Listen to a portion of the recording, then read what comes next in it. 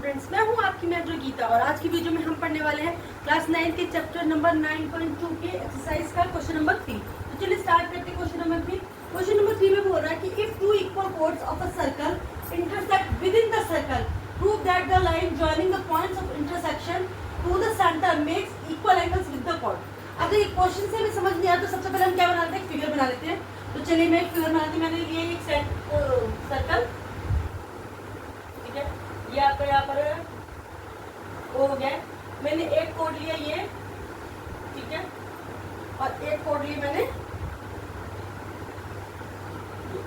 ठीक है, मैंने ये दो कोड ले ली। मैंने ये इस कोड को नाम दे दिया ए बी,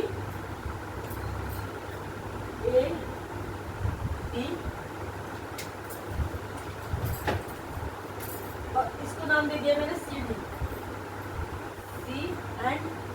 डी। चलिए अब वही कह रहा है कि दो इक्वल कोड्स हैं, आपकी ये कोड है ए बी बराबर सी डी, ठीक है, और वो बोल रहा है कि जहाँ पर इंटरसेक्ट कर रही है सर्कल पे, कहाँ सर्कल पे इंटरसेक्ट कर रही है, यहाँ पे ये इंटरसेक्ट कर रही है। तो आपको प्रूव करना है कि the line joining the points of intersection to the centre, यानी कि वो पॉइंट जो इंटरसेक्ट कर रहा है, अगर हम उसको क्या से ज्वाइन करें, सेंटर से ज्वाइन कर दें, तो इस पे बनने वाले जो एंगल्स हैं वो क्या होंगे, इक्वल होंगे। कौन से एंगल, मैं पहले इस पॉइंट को नाम दे देती हूँ ई, ठीक है। तो ये वाला जो एंगल है, ये एंगल किसके बराबर होगा, इस वाले एंगल के बराबर होगा। ये हमें प्रूव करना है। तो चलिए सबसे पहले हम इस पर, क्योंकि प्रूव करना है तो हम गिवन लिख लेते हैं। सबसे पहले हम लिखेंगे गिवन। गिवन हमें क्या है, गिवन हमें है कि दो कोड्स हैं जो इक्वल है, यानी ए बी इक्वल किसके, सी डी के। तो हम लिखेंगे A B equal to C D, ठीक है। प्रूफ क्या करना है, प्रूफ हमें करना है कि एंगल, कौन से एंगल, एंगल ए ई ओ, ये वाला किसके बराबर है, एंगल सी ई ओ के। ए ई ओ बराबर है किसके, सी ई ओ के। तो हम यहाँ पे लिख लेते हैं एंगल सी ई ओ बराबर है, ए ई ओ लिख ले पहले, ए ई ओ इक्वल है किसकी, एंगल सी ई ओ के इक्वल है। हमें ये प्रूफ करना है। तो सबसे पहले प्रूफ करने से पहले हम क्या करते हैं, कंस्ट्रक्शन कर लेते हैं। तो मैं क्या कंस्ट्रक्ट करती हूँ, मैं यहाँ पर इस सेंटर से इस लाइन पर क्या डालती हूँ, परपेंडिकुलर डालती हूँ। ये मैंने परपेंडिकुलर डाल दिया। यहाँ से भी इस लाइन पर भी क्या डालती है, परपेंडिकुलर डालती हूँ। ये मैंने इसको नाम दे दिया एल, इसको नाम दे दिया मैंने एन, ठीक है। तो हम कंस्ट्रक्शन क्या लिखेंगे, कंस्ट्रक्शन में हम लिखेंगे कि क्या है, O L perpendicular to A B, O L perpendicular है किस पर, ये ओ एल परपेंडिकुलर किस पर, ए बी पर, और ओ एम इस पर परपेंडिकुलर है, परपेंडिकुलर टू सी डी। हो गया। अब ये लिखेंगे हमारी एक, हमने थ्योरम पढ़ी थी। थ्योरम क्या थी हमारी थ्योरम थी कि एंगल, ठीक है, क्या था कि perpendicular from the centre to the equal chords are equal, यानी कि अगर हम सेंटर से कोड के ऊपर कोई भी परपेंडिकुलर बनाते हैं तो वो क्या होंगे, वो इक्वल होंगे। तो क्या हम इससे लिख सकते हैं, पहले हम लिखेंगे perpendicular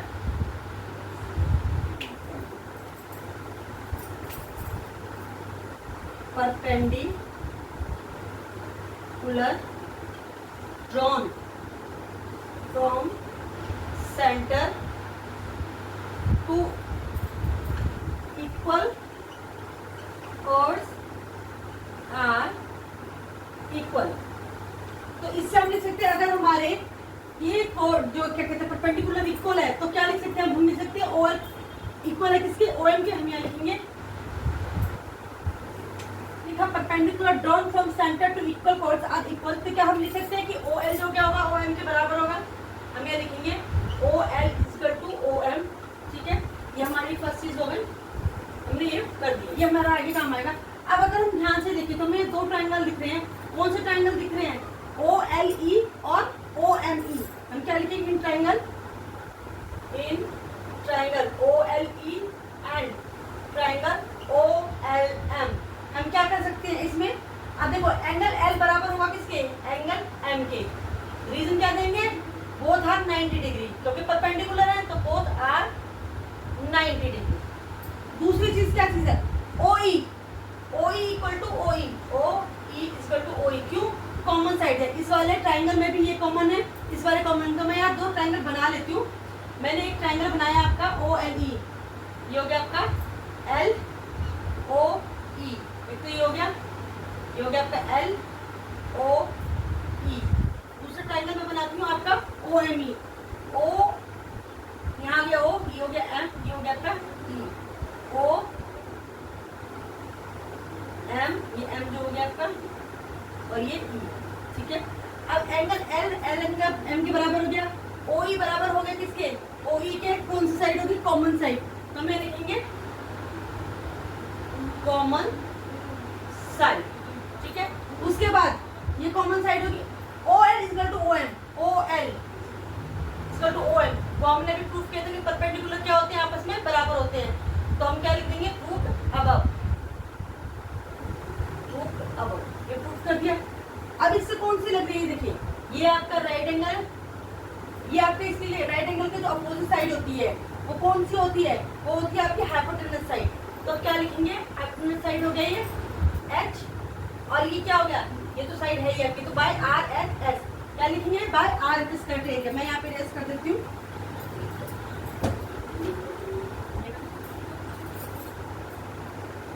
by R H S criteria क्या लिख सकते हैं? कि triangle O L E, O L E बराबर किस कॉन्ग्रुएंट किसके हो गए? ट्राइंगल ओ एम ई के क्या हो गया? कॉन्ग्रुएंट हो गया। अभी हो गया, हम क्या रहेगा इसमें? By C P C T. अगर हम सी पी सी टी लगाते हैं तो इसमें कौन सा? फर्स्ट, सेकंड और उसके बाद ये थर्ड।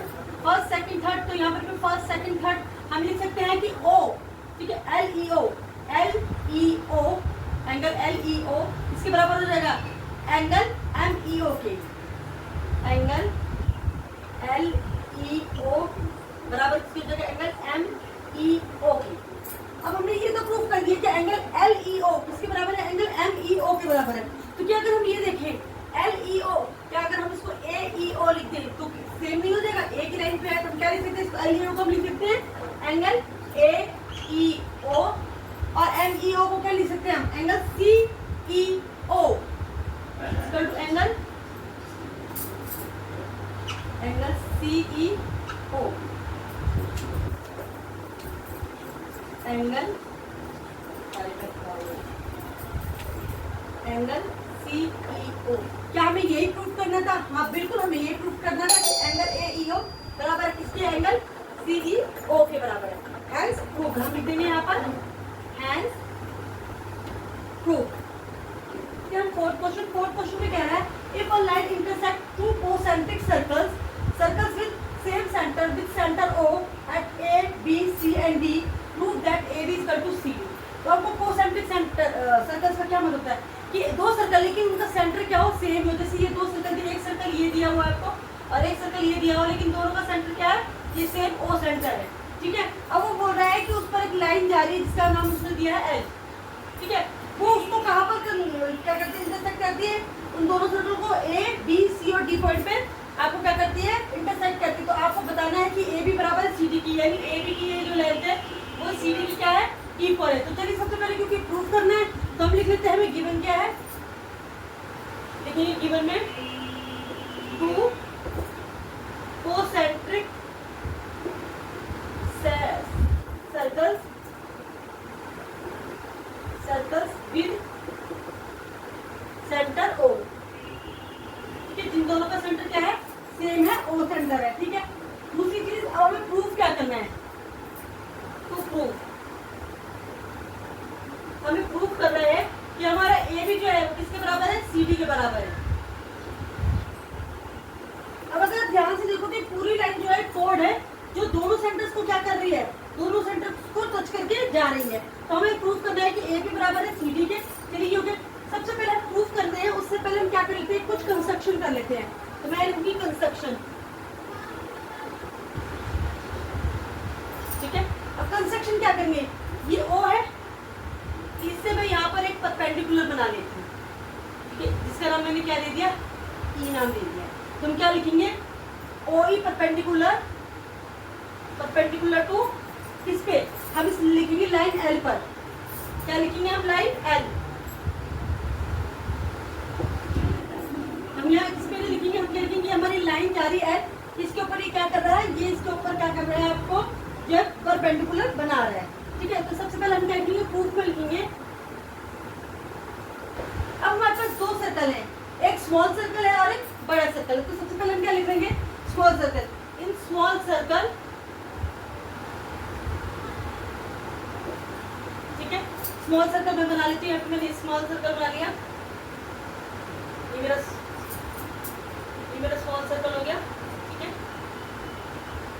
ये मेरा सेंटर O हो गया, ये मेरी कोड होगी, कौन सी कोड होगी, B, इसका नाम B है, इसका नाम C है, और इस पे E क्या है, परपेंडिकुलर है, ठीक है, ठीक है। तो क्या लिख देंगे, OE, हो गया, क्या लिखेंगे, OE परपेंडिकुलर, किस पर परपेंडिकुलर है, BC पर। और हम जानते हैं कि where perpendicular is drawn from center to chord, it bisects the chord। तो क्या लिखेंगे, perpendicular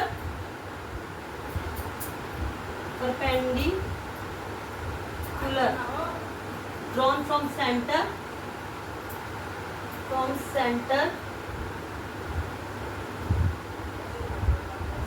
bisects the chord। अगर बाइसेक्ट करता है कॉर्ड को तो क्या हो जाएगा, बी बराबर किसके हो जाएगा, सी के। तो हम यहाँ लिख सकते हैं कि हमारा बी किसके बराबर हो गया, हमारा सी के बराबर हो गया। पहली चीज हमने ये प्रूफ कर ली। अब दूसरी चीज हम करते हैं कि हम लेंगे बड़ा सर्कल इन बिग सर्कल। तो मैं पहले इसको इरेज कर लेती हूँ,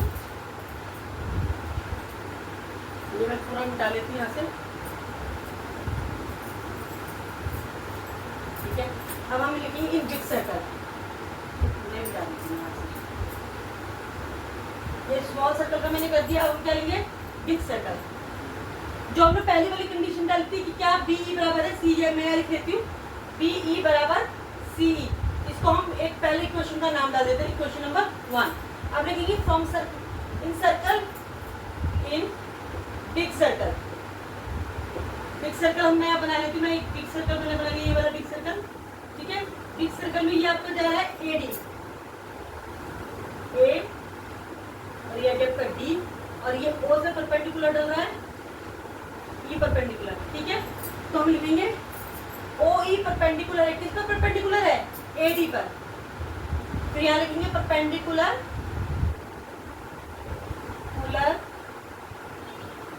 drawn from center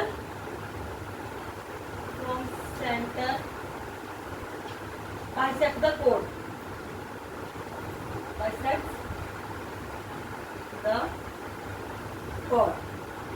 ठीक है। ये हो गया। तो हम क्या लिख सकते हैं कि ए ई बराबर, अगर ये बाइसेक्ट कर रहा है परपेंडिकुलर, तो क्या हो जाएगा, ए बराबर किसके हो जाएगा, डी ई के। ए ई बराबर किसके हो जाएगा, डी ई के। ये हमारी कौन सी क्वेश्चन आ गई, हमारी दूसरी क्वेश्चन आ गई। फ्रॉम हम यहाँ लिखेंगे from second and first, from second and first, ये भी बता दे रही मैं, फ्रॉम सेकंड एंड फर्स्ट, ठीक है। हम यहाँ पे लिखेंगे पहले तो हमारा बी बराबर सी, ठीक है। दूसरा था हमारा सेकंड वाला कौन सा, ए ई बराबर है हमारा डी ई, ठीक है। और दूसरा था बी ई बराबर किसके है, हमारे सी ई के। ये हमारा सेकंड और फर्स्ट था। अब मैं ये पूरा सर्कल नहीं लेती हूँ, मैं सिर्फ ये लाइन लेती हूँ जहाँ पर या तो ए बी, ये कहीं पर सी और ये आपका कहीं पर डी, ठीक है। और ये ई, ए बी ई सी और डी, ठीक है। अब मैं इसमें से ये माइनस कर देती हूँ, हम करेंगे इसको सब्ट्रैक्ट करेंगे। ए ई में से बी ई माइनस करते हैं। अगर आप देखिए मेरा ये पूरा ए ई है, ए ई, इसमें से अगर मैं सिर्फ इतना ये बी ई माइनस कर देती हूँ तो मेरे पास क्या बच जाएगा, ए बी। यहाँ मेरे पास बच गया, अगर मैंने ए ई में से, इस पूरे ए ई में से इस बी ई को माइनस कर दिया तो मेरे पास क्या बच गया, ए बी बच गया। इस तरफ मैंने ये पूरा क्या था हमारा डी ई, ये डी ई ई डी कुछ भी बोलते, डी ई में से मैंने ये आपका सी ई माइनस कर दिया, इतना हिस्सा माइनस कर दिया, तो मेरे पास क्या बच गया, सी ई डी। यहाँ से बच गया सी डी, ए बी बराबर सी डी। क्या हमें यही प्रूफ करना था, बस हमें यही प्रूफ करना था कि हमारा ए बी बराबर किसके है, सी डी का, जो हमने क्या कर दिया, प्रूफ। तो हम यहाँ लिखेंगे हैंस प्रूफ।